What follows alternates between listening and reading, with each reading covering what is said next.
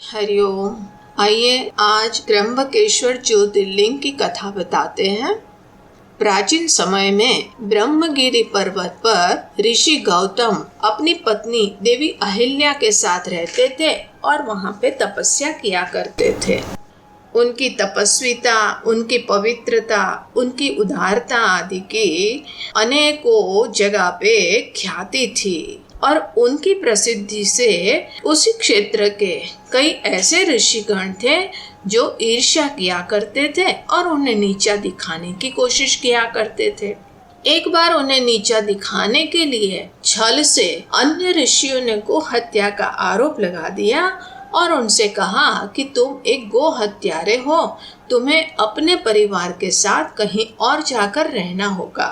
तब महर्षि गौतम वहां से दूर चले गए और कहीं आश्रम बनाकर रहने लगे।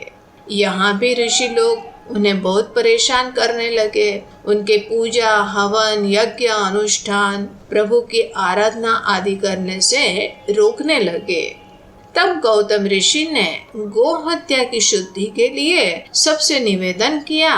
तब उन ऋषियों ने कहा कि यदि तुम अपने पाप को प्रकट करते हुए 3 बार पृथ्वी की परिक्रमा करते हो, फिर यहीं वापस आकर 1 महीने तक व्रत करते हो, फिर उसके बाद ब्रह्मगिरि पर्वत की 100 बार परिक्रमा करते हो, तभी उसके बाद ही तुम्हारी शुद्धि होगी।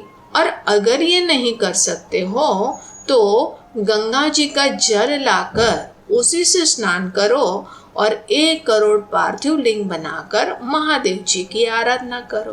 फिर उसके बाद गंगा में स्नान करके ब्रह्मगिरि पर्वत की 11 बार परिक्रमा करो। इसके बाद 100 घड़ों के जल से पार्थिव लिंग को अभिषेक कराने के बाद ही तुम्हारा उद्धार होगा। ऋषियों के कहे अनुसार महर्षि जी गंगा जी का जल लाए और उसी में स्नान किया और 1 करोड़ पार्थिव लिंग बनाकर महादेव जी की आराधना करने लगे। माँ अहिल्या ने भी अपने पति का इसमें साथ दिया। इस प्रकार उनकी निष्ठा, उनकी आराधना, उनकी सरलता, ये सब देखते हुए भगवान शिव जी अत्यंत प्रसन्न हुए और वहां प्रकट होके बोले कि अपना मन चाहा वर मांग लो। तब गौतम ऋषि ने कहा, मुझे गो हत्या के पाप से मुक्त कर दो।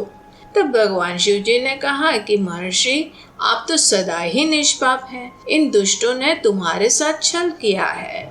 तुम तो गो हत्या के पाप से मुक्त ही हो। तुम पहले से ही गंगा की तरह पवित्र हो। उन पापियों का कभी उद्धार नहीं होगा, क्योंकि उन सब ने मिलकर तुम्हारे साथ छल किया है। तब महर्षि ने कहा कि यदि ऐसा ये ऋषि लोग न करते तो मुझे आपके दर्शन कभी न होते, और यदि आप मुझे प्रसन्न हैं तो मुझे माँ गंगा प्रदान कीजिए। तब शिव जी ने माँ गंगा को धरती पर फिर से अवतरित होने को कहा। गंगा मैया ने कहा कि मैं तो तभी यहाँ पे निवास कर सकती हूँ कि जब आप अपने परिवार के साथ यहाँ लिंग के रूप में निवास करेंगे। तब महादेव जी ने कहा तथास्तु, और वहां पे गंगा जी अवतरित हुई और महादेव जी लिंग में प्रवेश कर गए।